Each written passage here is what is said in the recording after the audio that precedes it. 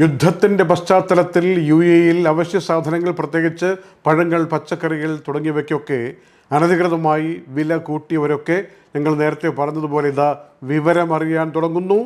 ഉദ്യോഗസ്ഥർ വളരെ സജീവമായി രംഗത്തുണ്ട്.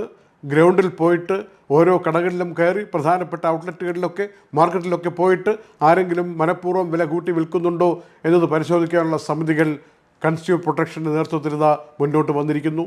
ഡിജിറ്റൽ പ്ലാറ്റ്ഫോമുകളിൽ വില കൂട്ടി വിൽക്കുന്നുണ്ടോ അക്കാര്യം നിരീക്ഷിക്കാൻ വേണ്ടി പ്രത്യേക സമിതികൾ വന്നിരിക്കുന്നു. ഇതിൻ്റെ കാരണമെന്താ?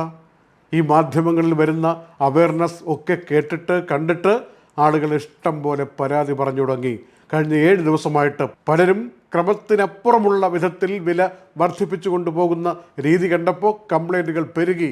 ഇപ്പോഴും അതോറിറ്റി പറയുന്നത് നിങ്ങളിതാ 800-122 ഇതിലേക്ക് വിളിച്ചു പറയുക. പലർക്കും വിളിച്ചാൽ കിട്ടുന്നില്ലെങ്കിലോ അല്ലെങ്കിൽ സംസാരിക്കാൻ എന്തെങ്കിലും പിശക് ഉണ്ടെങ്കിലോ ഒരു കാര്യം ചെയ്യണം.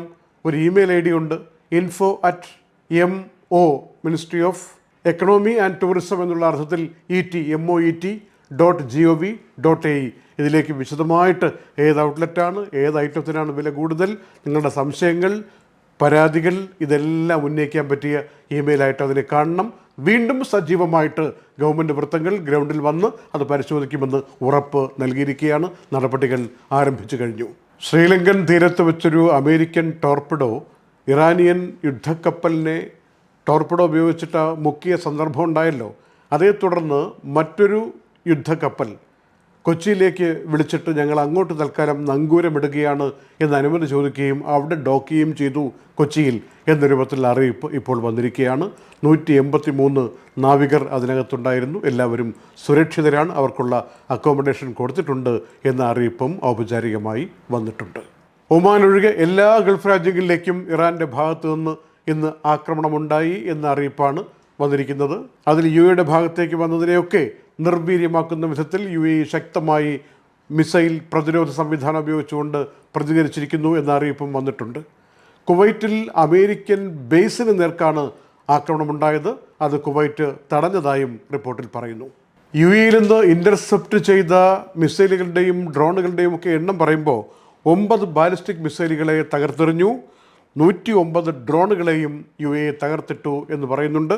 റിപ്പോർട്ടായി വന്നിരിക്കുന്നത് 3 ഡ്രോണുകൾ UAE-ക്കുള്ളിൽ വീണിട്ടുണ്ട് എന്നുള്ളതിനെക്കുറിച്ചാണ്.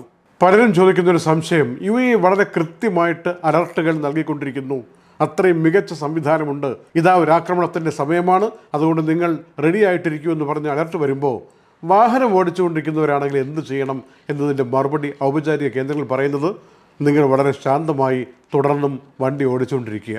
അലർട്ട് വന്നു എന്ന് വിചാരിച്ച് എവിടെയും പാർക്ക് ചെയ്ത് വെയിറ്റ് ചെയ്യണ്ട, അത് അതിൻ്റെ വഴിക്ക് പൊയ്ക്കോളും എന്നുള്ള ഉറപ്പാണ് UAE നൽകിയിരിക്കുന്നത്. അപ്പോൾ അത് നമ്മൾ അനുസരിക്കുക.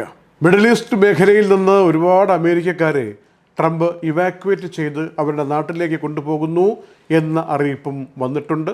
പൊതുവെ ഇവാക്യുവേഷൻ പ്രക്രിയ വളരെ സജീവമായിട്ട് നടക്കുകയാണ്.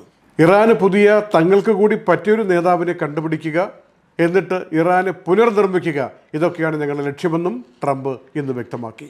യുദ്ധത്തിൻ്റെ കാര്യത്തിൽ അഭിപ്രായ പ്രകടനങ്ങളുമായി ജർമ്മനി കൂടി ഇന്ന് രംഗത്ത് വന്നിരിക്കുകയാണ്. ജർമ്മനി പറയുന്നത് ഞങ്ങൾ ഭയക്കുന്നൊരു കാര്യമുണ്ട്, ഇറാനിൽ നിന്ന് ലക്ഷക്കണക്കിന് ആളുകൾ യൂറോപ്പിലേക്ക് കുടിയേറാനുള്ള ഒരു സാധ്യതയുണ്ട്. തൊഴിലന്വേഷിച്ചും ജീവിതം തിരക്കിയും അവർ യൂറോപ്പിലേക്ക് വരും, അതുകൊണ്ട് തന്നെ പ്രശ്നങ്ങൾ ഒരുപാടുണ്ടാകും. അതാണ് ഏറ്റവും വലിയ വെല്ലുവിളി. ഇറാൻ തകരുന്നതല്ല ഞങ്ങളുടെ വിഷയം, കുടിയേറ്റമാണ് വിഷയം എന്ന് പറഞ്ഞുകൊണ്ട് ജർമ്മനി പ്രതികരണം അറിയിച്ചിരിക്കുകയാണ്. പിന്നെ സിറിയ പോലെ ആവാതിരിക്കാൻ പ്രത്യേകം ശ്രദ്ധിക്കണമെന്ന ഉപദേശവും ജർമ്മനിയുടെ ഭാഗത്തു നിന്ന് വന്നിരിക്കുന്നു. യുദ്ധമുഖത്തേക്ക് ഫ്രാൻസ് കൂടി കടന്നു വരുന്നതിൻ്റെ ഒരു ചിത്രം തെളിഞ്ഞു വരികയാണ്. മെഡിറ്ററേനിയൻ കടൽ ഭാഗത്തേക്ക് ഈ ഹെലികോപ്റ്റർ കാരിയറായിട്ടുള്ള ചില സംവിധാനങ്ങൾ അയക്കാൻ ഫ്രാൻസ് തീരുമാനിച്ചിട്ടുണ്ട്. കരയിലും വെള്ളത്തിലുമൊക്കെ സഞ്ചരിക്കാൻ പറ്റിയ, ആകാശത്തു കൂടി പിന്നെ കരയിലൂടെ പിന്നെ വെള്ളത്തിലൂടെയൊക്കെ സഞ്ചരിക്കാൻ പറ്റിയ വിധത്തിലുള്ള പ്രത്യേക ഹെലികോപ്റ്ററുകളെ ക്യാരി ചെയ്യുന്നതിനുള്ള പ്ലാറ്റ്ഫോമുകളാണ് മെഡിറ്ററേനിയൻ കടലിലേക്ക് ഫ്രാൻസ് അയക്കാൻ പോകുന്നത്. അന്താരാഷ്ട്ര മാധ്യമങ്ങൾ ഇറാൻ ജനതയെക്കുറിച്ച് 2 അഭിപ്രായങ്ങൾ പറയുന്നത് ഇന്നലെ ശ്രദ്ധയപ്പെടുത്തിയല്ലോ. ഇറാൻ ജനത ഭയത്തിൻ്റെ നിഴലിലാണെന്നും നിർഭയമായി പോരാടുകയാണെന്നും ഈ 2 അഭിപ്രായം പറഞ്ഞുകൊണ്ടിരിക്കുമ്പോൾ ഇന്നലെ രാത്രി ഇന്ന് വെളുക്കുവോളം ആളുകൾ മിലിറ്ററി, പോലീസ്, അതുപോലെ പൊതുകാര്യ സ്ഥാപനങ്ങൾ, ഭരണകാര്യാലയങ്ങൾ ഇവയിലൊക്കെ വന്നു വീഴുന്ന ആക്രമണങ്ങൾ, മിസൈലുകൾ, ഡ്രോണുകൾ ഇസ്രായേലിൻ്റെ ഭാഗത്തുനിന്ന് അതിനെക്കുറിച്ചൊക്കെയുള്ള പ്രത്യേക ജാഗ്രതയുമായിട്ടാണ് ജനങ്ങൾ മുന്നോട്ട് പോകുന്നതെന്ന് മറ്റൊരു റിപ്പോർട്ടും സൂചിപ്പിക്കുകയാണ്. എണ്ണവില അതിശക്തമായിട്ട് കുതിച്ചു വരുന്ന കാര്യം അറിഞ്ഞല്ലോ. ഹോർമൂസ് കടലെടുക്ക് അടച്ചെന്നും പരിമിതപ്പെടുത്തിയെന്നും ഒക്കെയുള്ള വാർത്ത വരുന്ന കൂട്ടത്തിൽ സ്വാഭാവികമായും മാർക്കറ്റിൽ അതിൻ്റെ പ്രതിഫലനം ഉണ്ടാകും. ഇതിൻ്റെ കൂട്ടത്തിൽ റഷ്യ എന്നൊരു അഭിപ്രായം പറഞ്ഞിട്ടുണ്ട്. യൂറോപ്പിലേക്ക് പരമ്പരാഗതമായി കൊണ്ടുപോകുന്ന LNG, ദ്രവീകൃത പ്രകൃതി വാതകം, അത് ദിശ മാറ്റി ഏഷ്യ പസഫിക് മേഖലയിലേക്ക് അയച്ചാലോ എന്ന കാര്യം ആലോചിക്കുകയാണ്. അങ്ങനെ വന്നാൽ യൂറോപ്പിന് കടുത്ത പ്രശ്നമുണ്ടാകും, ദൗർലഭ്യമുണ്ടാകും. അങ്ങനെ ഒരു സാഹചര്യം ക്രിയേറ്റ് ചെയ്യാൻ പറ്റും എന്ന അർത്ഥത്തിൽ റഷ്യ അഭിപ്രായ പ്രകടനം നടത്തിയിട്ടുണ്ട് എന്നാണ് ചില മാധ്യമങ്ങൾ റിപ്പോർട്ട് ചെയ്യുന്നത്. ഇസ്രയേൽ ഇറാനെ മാത്രമല്ല ഇപ്പോൾ ആക്രമിക്കുന്നത്. ലെബനോനിലും അതിശക്തമായ ആക്രമണം കഴിഞ്ഞ 4 ദിവസമായിട്ട് നടന്നുകൊണ്ടിരിക്കുന്നു. 217 പേരാണ് കൊല്ലപ്പെട്ടത്.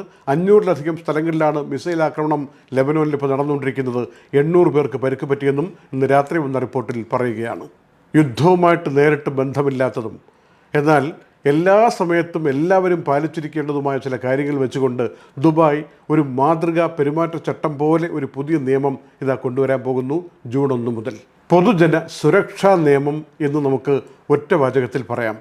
അതായത് ഈവൻറ്റുകൾ നടക്കുമ്പോൾ ഓരോ വെന്യൂവിൽ എന്തൊക്കെ പാലിച്ചിരിക്കണം, എങ്ങനെയൊക്കെയാണ് പരിക്കുകൾ, അപകടങ്ങൾ ഒഴിവാക്കേണ്ടത്, അതിനെക്കുറിച്ചുള്ളൊരു ഗൈഡ് ലൈൻസ്, അതിൻ്റെ മാർഗനിർദ്ദേശങ്ങൾ, എങ്ങനെയാണ് ഒരു സ്ഥലത്തേക്ക് 500 പേർക്ക് ഇരിക്കാനുള്ള സ്ഥലത്ത് എങ്ങനെയാണ് 500-ലധികം പേർ ഇരിക്കുക, ഇതിനെയൊക്കെ ചോദ്യം ചെയ്യാനും നിരീക്ഷിക്കാനും വേണ്ട സംവിധാനങ്ങൾ.